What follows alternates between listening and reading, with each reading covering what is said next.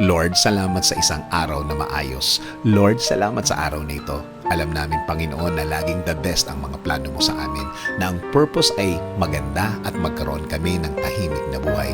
Hindi ko man alam ang bawat step na gusto mong gawin sa aking buhay. Magtitiwala pa rin ako ng lubos. I will hold on to your promises in my life. Alam ko, hindi mo ako pababayaan kahit isang sandali, Lord. Salamat sa isang araw na maayos na puno ng iyong pag-aalaga. Maraming salamat din sa mga tamang tao na ilalagay niyo sa aming araw ngayon.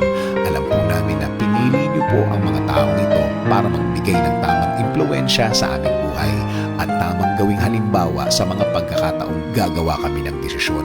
Lord, ikaw na ang mag-lead ng buhay ko araw-araw at alam kong kung ikaw ang nasa buhay ko, ang lahat ay magiging magaan, Lord.